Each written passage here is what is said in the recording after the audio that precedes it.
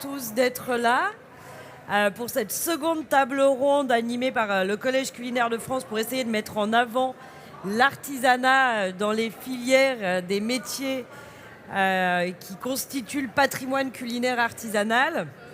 Donc on vient de terminer, d'où la dégustation un peu tardive, une table ronde sur les métiers autour du fromage, que ce soit producteur ou fromager crémier.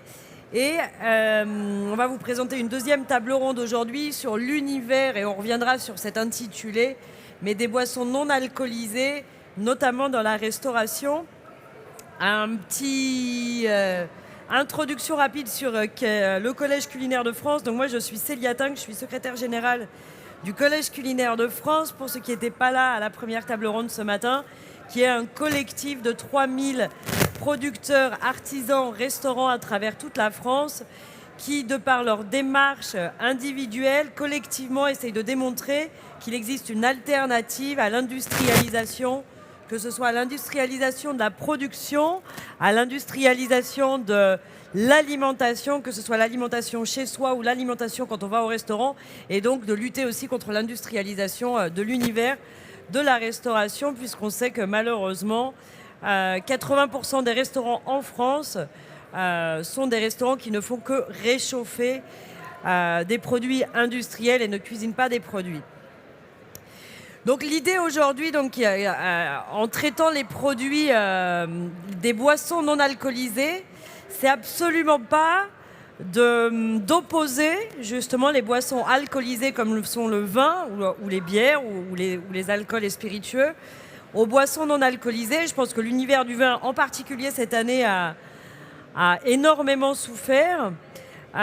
Mais c'est de se dire justement, notamment quand on est restaurateur et qu'on fait attention finalement à son sourcing produit dans ce qu'on cuisine et sur sa carte des vins, pourquoi cet effort de sourcing s'arrêterait à l'univers du vin, à l'univers des produits qu'on transforme? Pourquoi il n'y a pas plus une attention qui est portée aussi à cette carte des mal nommées boissons non alcoolisées, soft, qui est un anglicisme, soft artisanaux, aux eaux? Tout à l'heure, je voyais Monsieur Robert à la carte des eaux. Pourquoi tout de suite ça va être les grandes marques aussi qui prennent le pas? Donc c'est un peu l'idée de cette table ronde. Et donc je vais inviter nos 4 intervenants, si je ne me trompe pas. Vous êtes 4 sur cette table ronde. Et c'est Estelle Zilda Sauvage, Pétrus Collin, que j'ai vu tout à l'heure, mais je ne veux qui est derrière moi, Charles-Édouard Dubeil et Hélène Binet, s'il vous plaît.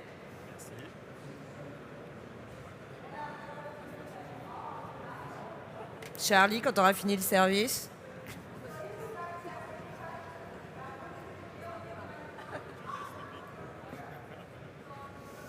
Table ronde très paritaire.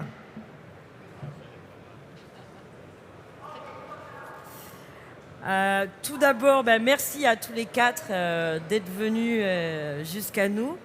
Le mieux, c'est que je vous laisse chacun à votre tour vous présenter. On commence peut-être par toi, Estelle, et on arrive jusqu'à Charlie. Avec plaisir. Donc bonjour à tous. Donc moi, je suis Estelle. Je suis la co-créatrice de la Société des Vieux Copains et notamment de la marque de tonic Archibald. Voilà, donc j'officie sur les boissons alcoolisées également, mais aussi les boissons sans alcool. Voilà. Pétrus. Bonjour, je m'appelle donc Pétrus. Je suis local, puisqu'à 15 km d'ici, donc c'est une grande chance pour moi.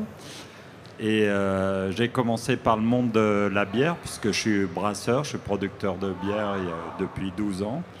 Et il y a 6 ans, on a commencé avec ma femme à commercialiser, à produire et commercialiser les Green Bull Bio, qui étaient un petit clin d'œil à nos copains Red Bull, et du tout chimique, on va dire merdique. On m'a dit de ne pas dire ce mot, mais merdique. Et on pensait qu'on pouvait faire une boisson saine et voilà, qui rende les gens bien, saine pour le corps, la tête et autres. Donc on produit aussi des plantes qu'on transforme pour cette boisson. J'ai oublié de préciser, je t'entends merdique, et j'ai oublié de préciser, pour info, vous êtes filmés. À nos intervenants, et les interventions pourront être réutilisées dans un cadre complètement pédagogique. Ok. Je ravale. Alors, c'est pas du tout merdique, c'est une super boisson. Non, la nôtre est très peu sucrée. Et Hélène, bon, je te vous aurez laisse te compris. présenter. Bonjour à tous, je suis Hélène Binet, journaliste culinaire et fondatrice du média Un œil en salle, qui est spécialisé dans les métiers du service et de la sommellerie, aussi l'univers du bar, qui est destiné aux professionnels de la restauration, aux jeunes en école hôtelière. Et donc il y a à travers une revue papier, un site et puis relais sur les réseaux sociaux. Voilà. Merci Hélène. Bonjour tout le monde, alors moi c'est Charles-Édouard Dubail, Charlie, je suis artisan tisanier à Volvic en Auvergne. C'est ma femme Amaya qui a créé Happy Plant il y a plus de 6 ans maintenant. Et donc on a la chance de travailler un peu en commun avec des cueilleurs de la Sicarapam entre autres. On fait aussi un peu de cueillette. Et nous, notre savoir-faire repose sur la création, le conditionnement et puis de manière plus générale à la valorisation des terroirs et à diversifier un peu la valeur ajoutée qu'on peut créer sur un territoire. Top. Merci à tous les quatre. Je l'ai introduit un petit peu tout à l'heure. Moi, je suis très gênée par cette notion de... On n'ose pas... Enfin, moi, parler du sang, ça me gêne, parce que du sang, c'est toujours un côté très négatif. Tout à l'heure, on a notamment Nadia Samut aussi qui va venir, et pareil, qui fait une cuisine sans gluten, mais sans l'appeler comme ça, parce que le sang, c'est quand même très dévalorisant, quoi. Donc, on ne peut pas l'appeler sans alcool, c'est pas très joli. Soft, c'est quand même un anglicisme dans lequel, en plus, derrière... Il y a d'autres boissons un peu moins artisanales que tout ce que vous faites. Éventuellement, sur les tisanes, infusions, c'est dans les boissons chaudes, mais c'est généralement tout à la fin aussi assez maltraité. C'est quoi le terme? Comment on peut valoriser ça? On rentre dans le vif du sujet et... Grande question parce qu'on n'a toujours pas la réponse nous-mêmes. Et effectivement, il manque un terme valorisant en tout cas pour les boissons sans alcool. Boissons d'adultes sans alcool, c'est encore plus moche en fait. Boissons d'adultes? Ouais, boissons d'adultes sans alcool en fait. Certains... Ça voudrait dire que les enfants peuvent pas les... Tu vois? Ouais, bah oui, parce qu'un goût des fois... Enfin, pour le coup, nous, on a un tonic qui est amer et c'est pas forcément pour les enfants. Et on est vraiment plus dans la dégustation, etc. Mais c'est vrai qu'on cherche ce terme que nous, on n'a pas. Okay. mais il en faut un. Ok, Pétrus, tu l'as trouvé ou pas?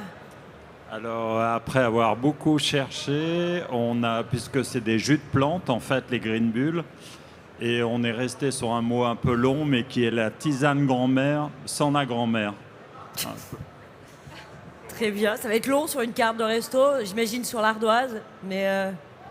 Non, infusion fraîche. Ouais. Hélène, toi qui as la chance de faire pas mal de restos, est-ce que tu as vu des trucs où toi tu as eu une idée? Sur les boissons sans alcool, il n'y a pas réellement de terme, à part pour les cocktails sans alcool, le mocktail, ouais. On appelle ça. Mais après, ça reste, oui, les softs, ça paraît plus joli, mais au son. Mais après, non, les infusions sont toujours appelées ainsi sur les cartes. J'ai pas réellement trouvé de nom qui se démarquait ou plus créatif. Non, ou de restaurateurs qui valorisent en tout cas ces boissons soft, sans alcool, artisanales, de façon plus... Il n'y a pas réellement de noms originaux. Après, ça reste toujours des accords mets et boissons. Mais non, pas de terme particulier trouvé sur le terrain. Charlie, une idée? Ouais, non, créative? pareil, infusion, en fait, je pense que le vin, ça vient aussi du processus de vinification. Donc nous, infusion, c'est notre processus pour valoriser la plante et sur sa manière de la consommer. Après, elle peut être consommée dès l'entrée. Je pense à Régis et Jacques Marcon qui l'utilisent parfois en petit bouillon sur des accompagnements de plats. On peut l'avoir en sauce. On peut l'avoir, là j'avais une collègue tout à l'heure qui est artisan, qui fait des glaces, des sorbets naturels. Donc pareil, on peut l'utiliser. On a Pétrus qui l'utilise dans ses boissons. Donc, Je t'ai apporté des petits gâteaux que j'ai trouvés dans le train avec une infusion de mélisse, soja. Donc voilà, non, c'est assez large. Moi, je trouve que ce qui est intéressant, au-delà du terme sans alcool, c'est surtout de se rendre compte à quel point la nature, qui est quand même un produit offert à tout le monde, on peut le valoriser de plein de manières différentes. Et du coup, voilà, créer du lien aussi entre les acteurs qui vont s'en emparer. Tu me fais la transition parfaite, c'est cool. L'idée là ce matin sur cet atelier table ronde échange, c'est d'essayer d'aborder 4 thèmes qui nous sont chers au Collège culinaire de France, et je sais qu'ils sont chers aussi à ce que défend Hélène dans son média, mais que sont justement la démarche artisanale, qui n'est pas forcément une évidence dans vos métiers respectifs, que sont la coopération, qu'est le recrutement, comment on identifie, aujourd'hui c'est la vraie problématique chez les producteurs, les artisans, l'univers de la restauration, et tu es bien placé aussi pour le savoir, notamment de la salle. Et enfin, justement, si on arrive jusque-là, tout à l'heure, autant vous dire que la première table ronde n'est pas du tout arrivée jusqu'au bout, mais comment l'ancrage sur le territoire apporte une valeur ajoutée et contribue aussi au succès de cette valorisation et de ces métiers. Justement, l'artisanat, par rapport à pas mal d'intervenants qu'on connaît classiquement, en quoi comment vous pourriez qualifier votre démarche artisanale? Après, on tournera dans l'autre sens si tu veux, pour que tu puisses t'inspirer des autres, Estelle. Ouais, c'est vrai que passer la première, c'est pas sympa. L'artisanat. Alors nous, c'est vrai qu'on est un tonique, mais on a un tonique un peu particulier parce qu'à la base, on est distillateur. Donc on a une distillerie et on peut faire des spiritueux, mais avec notre tonique Archibald, on a choisi en fait d'utiliser le savoir-faire de distillerie, de distillateur au service d'un produit, d'une boisson sans alcool. Donc l'artisanat, il est là en fait. L'artisanat, c'est vraiment utiliser un savoir-faire. Donc là, en l'occurrence, nous, on va distiller des racines de gentiane, distiller de la baie de Genièvre pour faire notre tonique. On prend vraiment tout notre savoir-faire qu'on a sur les spiritueux, on l'applique. On applique le même pour une boisson sans alcool. Et après, je dirais, sur l'artisanat, ce qui est intéressant, c'est justement de ne pas se fixer de limites. Il y a à la fois utiliser un savoir-faire existant, des vraies techniques, des vraies méthodes, des expertises, mais en même temps de faire aussi ce qu'on aime et vraiment d'être créatif et de ne pas se mettre des limites en fait dans les modèles de l'artisanat qui existent déjà. Ça veut dire artisanat, c'est comme quand on parle de patrimoine, c'est pas préserver sans changer, ça peut être évolutif aussi, quoi. Tout à fait, je pense que ça doit être évolutif et c'est pas faire honte au savoir-faire traditionnel, c'est justement utiliser le savoir-faire traditionnel pour aller en faire quelque chose d'autre. Et voilà, et c'est comme ça que ça voyage aussi au travers du temps, tout simplement. Merci. Pétrus? Oui, le côté artisanal, en fait, on est, comme je vous le disais, et producteur et artisan. Je pense qu'il est important, avant toute chose, d'essayer de bien se connaître.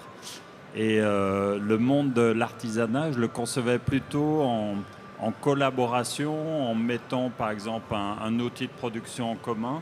Et ensuite, chacun dans un précaré, mais chacun peut amener quelque chose de sympathique ou de l'entraide ou de l'échange. Attends une seconde. Nolwenn, si tu m'entends, il y a moyen de demander au Brésil d'arrêter les caracas? Ok. Merci. Et oui, c'est vrai que l'artisanat est plutôt une connotation de petit, entre guillemets, petit producteur, petite société. Après...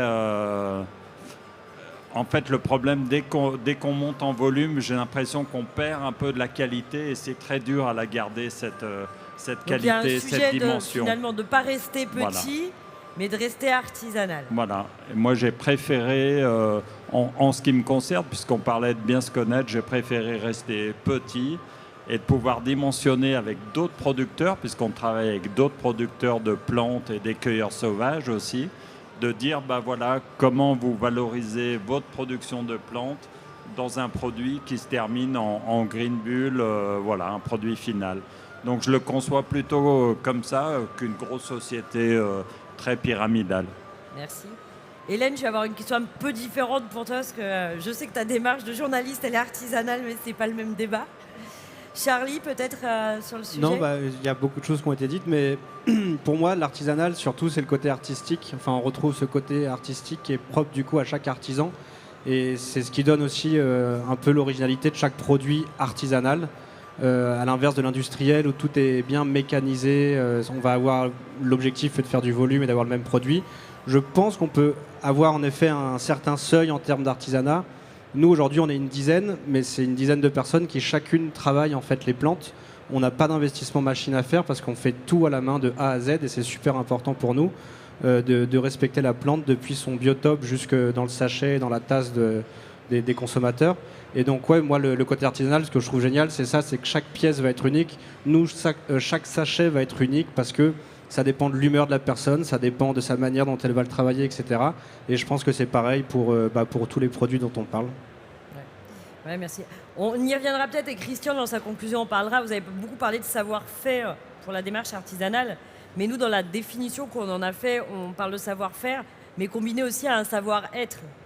C'est-à-dire que les entreprises artisanales et les méthodes artisanales dans lesquelles vous êtes, c'est non seulement vos savoir-faire, mais c'est aussi les hommes et les femmes derrière la démarche et le savoir-être de ces personnes. Et je pense que c'est ce qui est plus compliqué aussi derrière des entreprises plus industrielles.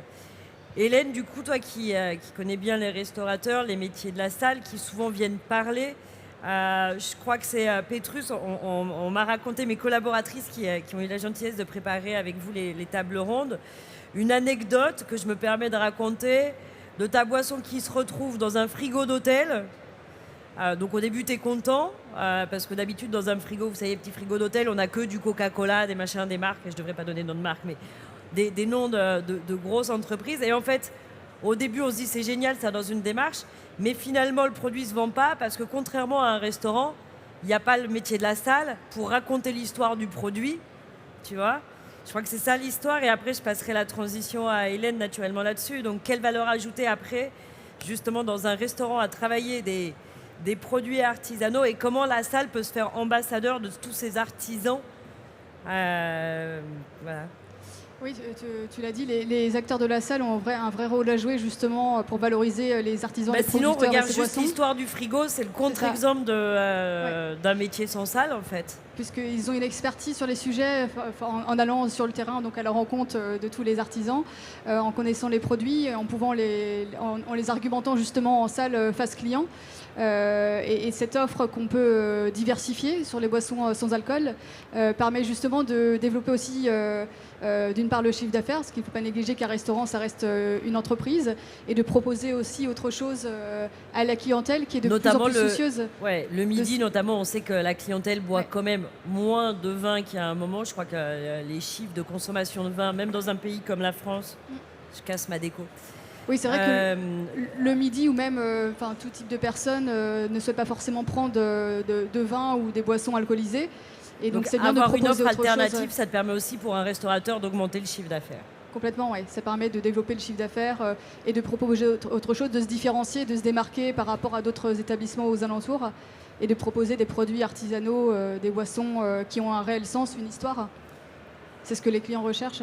Du coup, justement, à nos 3 artisans, je vais m'adresser. C'est quoi votre relation? On parle beaucoup de coopération et notamment de coopération avec les restaurants. C'est quoi vos histoires de coopération? Charlie, tout à l'heure, tu disais par exemple la tisane. Mais c'est peut-être pas juste la boisson de fin de repas. Il y a aussi des personnes, tu parlais de Régis Marron, qui l'utilisaient sur des préparations. Ouais, en fait, on a la chance de travailler avec pas mal de chefs et notamment sur la création de la tisane. Donc en fait, on va impliquer justement les personnes en salle, en cuisine. C'est souvent en plus des jeunes, vous le savez. Et du coup, ça leur change un peu de ce qu'ils ont l'habitude de voir. Et surtout, dans les ventes, ça se voit parce que quand ils vont aller vendre la tisane à la fin du repas, c'est complètement différent parce qu'ils l'ont faite, ils connaissent le produit, ils savent les bienfaits, ils savent d'où ça vient. Et ça change tout dans le rapport. Donc nous, on travaille beaucoup sur de la création de tisane. On travaille aussi, en effet, avec Jacques, sur de la cueillette d'asperulles fraîches, que lui, il utilise après dans ses plats. Mais voilà, donc tu l'aides aussi à sourcer finalement des produits frais qui ne sont pas forcément... Exactement, et c'est ça l'idée, je pense, c'est de... vous nous aviez envoyé un peu les questions sur la coopération, mais la coopération, elle démarre dans la... Toi, tu le sais encore mieux, mais dans la nature, dans le climat, quand on produit ses propres cultures, voilà, c'est une coopération quotidienne avec le climat, la nature, ensuite avec les gens avec qui on travaille. Et aujourd'hui, il vous le dira peut-être un peu plus, Pétrus, mais il me racontait que maintenant, il brasse chez un brasseur, et je lui disais c'est génial parce que ça sert à rien de s'encombrer avec du matériel ou de l'investissement quand en final on peut coopérer et ensemble partager, et je pense que c'est un peu l'avenir de bosser en collectif, de coopérer ensemble, quoi. Oui, pour rebondir là-dessus, le côté artisanal, et je parlais tout à l'heure du volume, j'ai vendu tout mon matériel de brasserie parce que finalement, vous n'avez jamais assez, vous cherchez toujours plus, et c'est un peu la course à l'équipement. Et je vous parlais de mutualiser un appareil, un système de production. eh ben, c'est bien plus sain. Donc j'arrive avec mes recettes, mes ingrédients, ma production. Je fais ma soupe sur ses propres cuves. Une cuve en inox, ça peut être la même chose, 68 degrés chez moi ou chez le brasseur, ça reste 68 degrés. Donc je pense que mutualiser l'outil de production, c'est aussi le rôle de l'artisanat. Et on parlait tout à l'heure, enfin tu nous parlais de cette anecdote par rapport à mes boissons qui se retrouvaient, enfin à nos boissons, hein, je suis coproducteur, qui se retrouvaient dans des mini-bars et qui en fait marchaient pas du tout parce que les personnes en ouvrant le mini-bar allaient choisir un Coca, un Schweppes et autres. Et alors qu'on a eu la chance dans ce même hôtel-restaurant qu'il y ait un chef barman qui en faisait des cocktails, qui valorisait et qui parlait de l'artisan, le producteur artisan qui avait fait ça. Et c'est et valorisant pour eux et pour nous. Et je pense que c'est un schéma gagnant-gagnant qui mérite de retrouver du sens.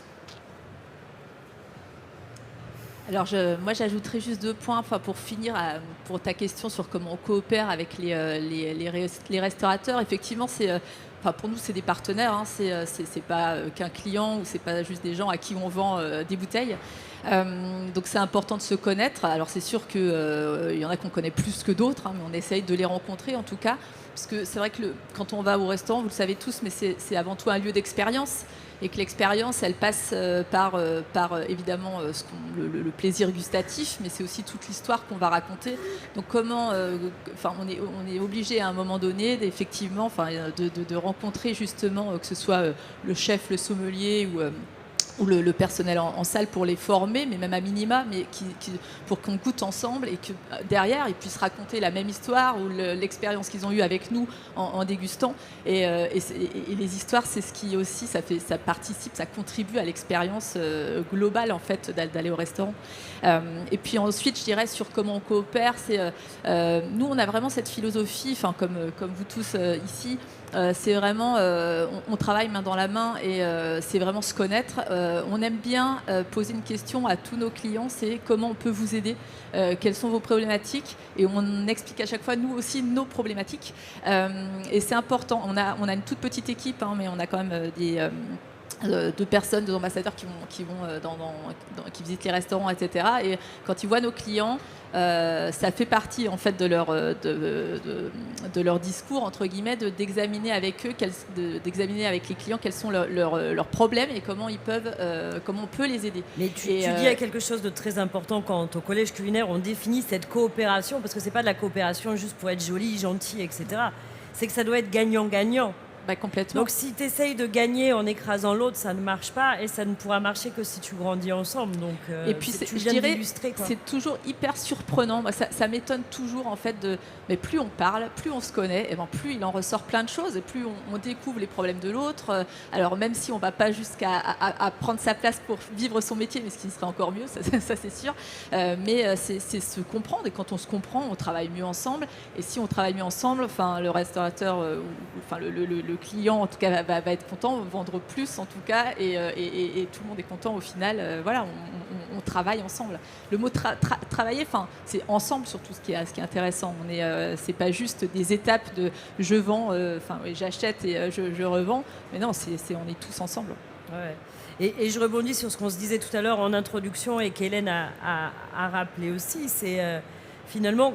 Et je vais vous reposer à tous la question, mais quelle valeur ajoutée justement pour un restaurant à travailler des boissons artisanales ? Moi, tout à l'heure, j'ai dit que ce qui me gênait, c'était de voir quelque chose qui était très travaillé, très sourcé dans l'assiette ou sur les vins, et puis finalement, ça s'arrêtait à ce niveau-là. Quand on arrive aux eaux, aux mal nommés sans alcool ou au café, infusion, etc., c'est le blanc. Toi, tu parlais de chiffre d'affaires complémentaire. Vous y voyez autre chose ? Pour moi, je vois la valeur humaine déjà, parce que c'est une rencontre, et que certes, il y a les chiffres, on vit dans un monde capitaliste, donc dans tous les cas, on ne va pas se le cacher, à la fin, il faut du chiffre. Mais je trouve que c'est surtout l'expérience, les rencontres. Il y a beaucoup de chefs aussi qui sourcent leur vin par rapport aux vignerons qu'ils rencontrent, et les histoires qu'ils racontent, parce qu'à la fin d'une vie, c'est ce qui va rester, c'est les souvenirs, c'est les expériences, donc je pense qu'il y a de ça aussi. Alors, justement, si vous voulez bien, on a la chance d'avoir avec nous notre ami Sanjun de Jambre de Belgique. qui justement est un des restaurateurs, tu es un des premiers, San, à avoir fait ce travail justement sur les boissons aussi non alcoolisées dans ton restaurant. Est-ce qu'on a mis... Ouais, merci à Petrus. On parlait justement, c'est ce que je viens de rappeler, beaucoup de restaurateurs qui font un gros travail, et en tout cas au Collège culinaire de France, c'est ce qu'on valorise, tous ces restaurateurs qui travaillent main dans la main avec des producteurs, qui souvent font un travail de sourcing qui est hyper important. On rappelait tout à l'heure le chiffre de 80% des restaurants en France qui font du tout industrialisé. Et souvent, on voit des cartes qui sont top au niveau des plats avec des producteurs. On voit des cartes de vin avec des vignerons, etc. Et souvent, malheureusement, la carte des softs, et je disais qu'on les trouvait mal nommés, on n'a pas aimé le mot soft, on n'a pas aimé le mot boisson sans alcool. C'est deux mots vilains, donc peut-être que vous avez une meilleure solution en Belgique. Si tu l'as, on la prend. Mais pourquoi toi, tu as fait cette démarche d'aller là-bas et qu'est-ce que ça t'apporte en tant que restaurant? Et comment tu pourrais donner envie à d'autres restaurateurs d'aller dans ta démarche? Mais en gros, c'est toujours une démarche de logique et d'observation. Donc on a un jardin qui fait 5 hectares et il y a des moments où on est vraiment trop court en production. Ça peut paraître bizarre. Et parfois, on en a vraiment de trop. Et donc, il y a aussi cette partie des plantes qu'on utilise qui sont les feuilles moches, je les appelle comme ça. Et quand on parle de restauration, on parle toujours du meilleur du meilleur. Et pour moi, je trouve que dans le moche, il y a quelque chose de bon. Et donc, toujours, rien qu'en disant ça, vous avez déjà une idée de ma démarche qui est d'optimiser le maximum de choses.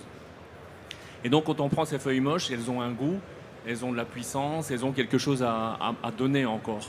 On s'est rendu compte aussi que beaucoup de personnes, parce qu'on est quand même dans la campagne, donc les gens qui viennent de la ville viennent chez nous, ils ont 3/4 d'heure de route à faire, et donc ils ne veulent pas nécessairement boire de l'alcool. Et donc faire tout un repas à gastronomie avec de l'eau, je trouvais qu'il y avait un travail à faire. Mais tu as raison, c'est une contrainte qu'on n'a pas dans les avantages qu'on n'a pas évoqué tout à l'heure. Ouais. Mais qui est important. Mais je trouvais justement, j'adore que les gens viennent manger chez nous, mais j'aime bien quand ils reviennent. Donc sans dégâts matériels. Et donc le fait de créer, on a un rituel chez nous, c'est d'offrir l'eau et le pain. Dès que les gens arrivent, ils ont l'eau et le pain. C'est vraiment le premier geste d'hospitalité. Et donc cette eau, elle changeait de goût en fonction de la saison. Donc on allait soit au sauvage, on faisait une infusion de Tanésie, et de nouveau l'infusion n'est pas un bon mot. Et donc en fonction des saisons, ça bougeait beaucoup. Et donc là maintenant on a décidé de faire un pairing complet. Toutes les boissons sont correspondantes au plat qu'on crée. Ouais. Donc ça veut dire que jusque maintenant on a plus ou moins 1200 créations de boissons spécifiques avec les plats. Je vais les appeler les eaux, c'est plus synthétisé. Aujourd'hui ce qu'on voulait c'est apporter une solution autre que le vin, mais avec la même valeur ajoutée d'accord mes boissons. On a commencé à commercialiser 3 bouteilles spécifiques, un blanc, un rosé, un rouge. Okay. C'est comme un rosé ou un blanc et un rouge. Et ils ont les initiales des plantes qui sont utilisées. VC pour verveine curcuma, SB pour schizobasilic pourpre et BM pour betterave et mûre. Donc et ça te fait ta panoplie de couleurs en plus. Voilà, exactement. Et ce qui est intéressant, c'est que vous avez, comme dans le vin, des longueurs en bouche. Donc, en tant qu'ancien sommelier, je cherche ces longueurs, ces équilibres, acidité, sucrosité. Il n'y a quasiment pas de sucre, puisqu'on utilise du miel. Au niveau de l'acidité, c'est une acidité citrique naturelle. Et puis, au niveau des plantes, c'est une extraction, c'est un procédé... En Belgique, on a mis ça dans la food tech, parce que c'est un procédé d'extraction par ultrasons. Extraction par ultrasons. D'accord. Donc, ce qui nous permet d'avoir... vous savez, on a fait un test... Une infusion normale à 75 degrés d'une verveine, vous retirez 5 arômes. Ça a été étudié en laboratoire. Et avec l'ultrason, c'est 25 arômes. À froid, en dessous de 35 degrés. Donc ça veut dire que vous n'avez pas d'oxydation, vous avez un état sanitaire impeccable. Et donc là, on vient de régler 2-3 soucis et on arrive à une DLC de 12 mois. Okay. DLC, donc là, cette démarche artisanale que tu es en train de mettre en place, elle est pour être... tu la sers au restaurant, mais tu as créé une marque, ou tu es en train de créer ta marque à côté pour la vendre à l'extérieur. On est en train d'expérimenter sur le marché belge. Okay. On a déjà un site, on a déjà un e-shop, etc. Donc voilà. On en est là et c'est on t'accueillera peut-être dans les artisans du Collège culinaire de France. Ouais. Mais c'est assez chouette parce que ça fait 10 ans qu'on travaille là-dessus, on met ça au restaurant depuis 10 ans. Oui, c'est un Aujourd'hui, travail que tu arrives à aboutir. On parlait justement de Ouais. l'artisan ou pas, la démarche artisanale. Pétrus tout à l'heure disait il faut savoir être petit mais en même temps vivre de son métier. Voilà, Et- moi, et je c'est un veux travail qui se fait petit à petit. paraphraser Tolstoï, hein, c'est ce qu'il faut de terre à l'homme. C'est ça, ça dit tout, quoi. Donc, quelles sont les limites? C'est top. Hélène, est-ce que justement sur la valeur ajoutée de ces boissons artisanales ou de réfléchir à autre chose que les boissons alcoolisées, on disait le but n'est pas de mettre l'un en opposition à l'autre, enfin les vignerons ont aussi besoin des restaurateurs et d'une clientèle, mais c'est de diversifier. Est-ce que tu vois d'autres atouts pour le restaurateur? Alors oui, je rebondis sur ce que tu disais sur le côté très sourcé et le choix des produits pour la cuisine, pour les plats, identiques pour la carte des vins avec les vignerons. Et c'est vrai que la carte des eaux ou même les boissons sans alcool, comme on les appelle, est souvent un peu délaissée, même si ça tend à évoluer dans les établissements. Là, beaucoup ont fait un gros travail sur les eaux, parce que c'est un produit qui est servi au restaurant et certains, comme la Tour d'Argent la semaine dernière, a fait évoluer cet aspect justement avec un geste d'hospitalité, en offrant l'eau à table, mais en bannissant les eaux bouteilles et en choisissant l'eau filtrée pour la démarche de circuit court. Et donc là, ça devient une séquence de service à part entière, avec une réelle expertise et un argumentaire des équipes de salle, ce qui peut interpeller les clients et amener à autre chose sur les boissons. Donc c'est le cas des jus de fruits, par exemple, où il y a un gros travail. Ça peut être sur les autres softs comme les colas. On parlait justement tout à l'heure du cola et du Coca-Cola dans le bar.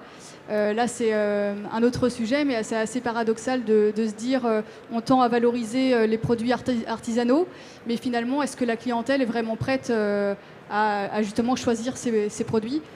J'ai un exemple de la semaine dernière aussi d'un autre restaurateur qui est membre du Collège culinaire de France d'ailleurs, et qui a fait le choix de mettre en place un cola artisanal sur sa carte. Donc voilà, il est allé sur place, donc c'était de l'île de Léron, il a emmené ses équipes, donc il y a eu un investissement de sa part pour offrir autre chose à la clientèle. Et finalement, il s'est rendu compte que les clients ne prenaient pas le cola, mais privilégiaient le Coca-Cola. En se disant, voilà, on préfère le Coca-Cola parce que le goût... Mais d'où l'importance, entre guillemets, tu ne peux pas imposer quelque chose, c'est souvent ce qu'on répète Ouais. aussi, c'est cette chaîne de la qualité, on parle du producteur, du restaurant, du client, tu ne peux pas imposer au client, il faut obliger le client à s'interroger et à se poser les bonnes questions. Donc soit tu l'imposes, et comme dit Sam tout à l'heure, on t'offre la première eau, donc ça interpelle, et la salle peut peut-être raconter pourquoi, et le verre d'après, tu as envie de continuer la démarche. Mais si c'est juste un numéro sur une carte et que tu gardes l'autre alternative, sans histoire et sans interroger, c'est peut-être compliqué aussi, quoi. Oui, c'est d'où l'expertise des acteurs à justement argumenter et à valoriser le produit et les artisans en ayant une histoire.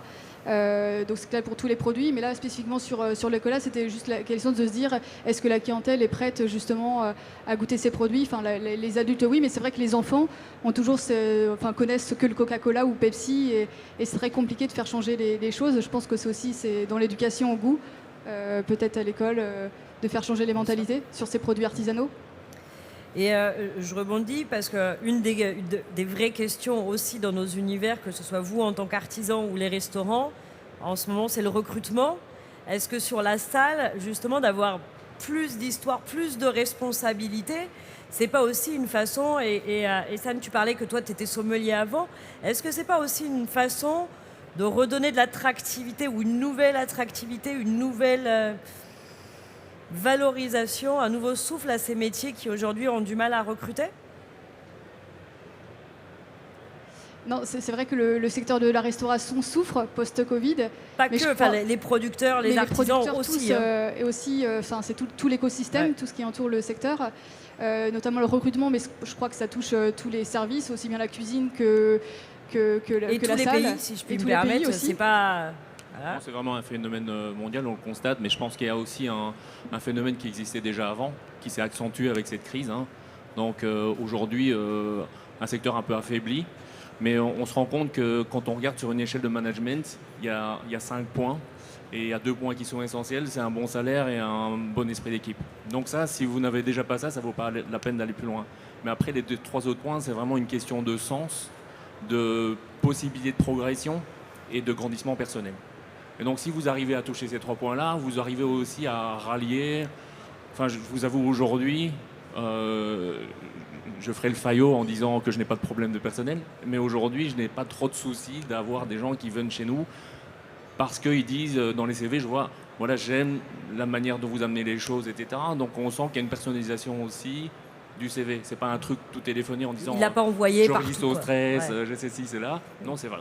Mais Vraiment, ils connaissent où ils ont On envoyé dit le CV. souvent quoi. à nos membres, quand ils nous appellent pour des problèmes de recrutement, aux restaurateurs ou aux producteurs qui cherchent des gens, arrêtez de chercher et de recruter pour un poste, Ouais. recruter pour un projet qui ait du sens. Exact. Et quand tu expliques ton projet, déjà tu donnes une autre vision et t'insères les gens juste pas à une fonction, mais dans quelque chose qui a du sens. Et aujourd'hui, je pense que tout le monde cherche à donner un peu plus de sens à sa vie. Et c'était déjà, comme tu Ouais, l'as c'est rappelé, juste. le cas avant le Covid, mais là, le confinement, où ça a plongé les gens dans la solitude, incertitude, encore plus de sens, quoi.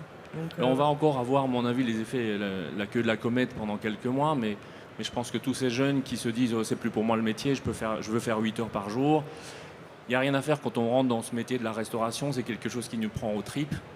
On peut l'abandonner pour des besoins matériels, mais à un moment donné, ça nous revient. Je pense qu'on va avoir un retour dans 1 an ou 2 de jeunes qui se disent mais non, je ne veux pas rester derrière un bureau. C'est finalement le métier pour moi. ouais. Je Et le pense métier qu'on de la risque restauration est peut-être pas, on va dire, dans les standards des 35 heures cachées derrière un écran. Je dis, Non. les gens, ils veulent se cacher derrière un écran, mais vos écrans, enfin vos métiers de producteurs artisans, ils sont pas plus simples non plus, quoi. Même Hélène, son métier de journaliste, j'imagine que tout le week-end, tu es sur le CIRA comme les restaurateurs. Donc en fait, je pense que les gens se cachent aussi des choses. Enfin voilà. Donc, malheureusement, Myriam m'a fait signe comme quoi j'étais obligée d'écourter la table ronde. Je crois qu'on a une petite dégustation qui est prévue dans quelques minutes. Avant, je vais inviter Christian Regoubi, délégué général du Collège culinaire, à faire une petite conclusion décryptage. Merci. Vous avez la démonstration là, à travers toutes ces expériences individuelles, de ce qu'est véritablement la richesse humaine. Alors une fois qu'on a dit ça, c'est pour ça qu'on a pris comme titre de ces tables rondes, pour toutes les tables rondes, de la compétition à la coopération. Parce qu'il faut être conscient qu'on est dans un univers de compétition et que, à notre avis, c'est notre conviction, c'est un univers qui va mourir parce qu'il détruit plus qu'il ne produit. La compétition isole, la coopération réunit. C'en est la démonstration. Donc, on va dire, oui, mais on ne peut pas, parce qu'on a de tels systèmes qui nous écrasent. Si, on peut. On peut parce que, on en a la démonstration là, il y a des ressources humaines qui sont phénoménales, mais qui ne sont absolument pas réveillées. C'est ça l'enjeu. Et quand on voit les démarches individuelles qui sont toutes formidables, le rôle du collège, c'est pas de fédérer tout ça, mais c'est de faire en sorte que cette force, à travers la singularité de chacun, parce qu'il ne faut surtout pas dire tous sur une même ligne, il faut faire la même chose. Ce qui fait la richesse, justement, de l'humain, c'est toute la diversité de chacun. Mais il faut le faire dans une communauté de destin. Cette communauté de destin, c'est la vision qu'on a, le combat qu'on a pour la société qu'on veut faire évoluer demain. Or, je crois profondément, on est tous convaincus au collège, que la base même de l'artisanat et de la diversité culinaire est une communauté de destin phénoménale. Tous les hommes et toutes les femmes sur la Terre mangent 3 fois par jour, pour ceux qui peuvent, mais au moins sont obligés de se substanter dans la journée. C'est une communauté extraordinaire. C'est là-dessus qu'il faut agir. Que ce soit des étoilés, des non étoilés, des gens qui ont une table au fin fond de la France ou qui cultivent simplement sur un demi-hectare, tout ça fait la même chose. En revanche, il y a plein de choses qui ont été évoquées. Je vais essayer d'aller très très vite, mais quand on parlait d'artisanat, et tu disais très, très justement, Pétrus, tu disais, et ça c'est une leçon de démarche aussi sur laquelle on travaille dans la coopération, c'est-à-dire en fait, il ne s'agit pas de dire, il faut que j'adopte un schéma. Il faut d'abord savoir qui on est. Parce que la démarche, c'est en fait apprendre à se connaître. Se connaître, ça veut dire se connaître soi-même, mais se connaître entre nous. C'est ça que ça veut dire. Donc apprendre à se connaître, c'est d'abord se dire, je suis fait pour quoi ? J'ai envie, j'ai la passion pour tel métier, etc. Donc je vais le grossir, mais jusqu'où je vais grossir ? Si je grossis, si ça marche, est-ce que ça me correspond d'investir ? Est-ce que ça me correspond d'avoir des employés ? Oui ou non ? Il n'y a pas de schéma. C'est ce qui vous correspond profondément. Il me disait tout à l'heure, moi je ne sais pas engager des gens. Je ne sais pas engager des gens. C'est pas dans son schéma. Bah, très bien. Donc comment il peut faire, à partir de sa logique, une logique économique rentable et profitable? Et c'est possible. Ça demande évidemment beaucoup de créativité et de se mettre en commun. Je vais m'arrêter parce que je crois que... Non, Célia, je vous ai peux rien encore dit, dire mais, deux, trois mais mots, vous parce que pouvez vous arrêter Célia est dans très, 2 très minutes, vigilante quoi. sur le... donc, ce que je voulais vous dire aussi par rapport à ça, c'est que il faut faire très attention. On est dans un système qui est extrêmement puissant. Ce système, c'est le système de la compétition, c'est le système de l'industrialisation. On ne le critique pas, mais il faut se réveiller. C'est-à-dire, il faut, ce qu'on essaie de faire, décrypter les impostures. Parce que le système, pour perdurer, récupère tous les éléments. Par exemple, vous voyez dans la grande distribution l'artisanat. Vous voyez les artisans qui sont affichés, etc. Donc on a la sensation que, bien sûr, on va aller vers de l'artisanat. Non, on ne remplace pas la relation physique, la relation humaine. Vous pouvez faire tous les clics que vous voulez, tous les amis que vous avez, mais il y a énormément d'amis, mais il y a beaucoup de solitude. Il y a une épidémie de solitude. Plus il y a de clics, plus il y a une épidémie de solitude. Donc il ne s'agit pas de stigmatiser la technologie, la distribution. Il s'agit simplement de dire à quel service elle se trouve et il faut qu'elle soit au service de notre projet. La technologie est un outil au service de notre projet, ce n'est pas une finalité. Donc ça demande d'abord, et je conclurai là-dessus, quand on parle de coopération, c'est bien gentil, mais on voit que c'est incarné, ça s'apprend. Ça demande du boulot. C'est pas un truc, on claque dans les mains, on dit c'est formidable, je vais être artisan et on va coopérer. Non, non, non, non. Ça s'apprend et ça s'apprend tous les jours. Tu disais, Estelle, très justement, je découvre tous les jours. C'est une démarche de découverte, de curiosité, d'émerveillement. Et on en a besoin de l'émerveillement aujourd'hui, non? Voilà. Merci. Merci à tous. On passe justement, si vous voulez bien, à la dégustation des produits que certains d'entre vous ont eu la gentillesse de nous emmener. Merci encore en tout cas et bravo.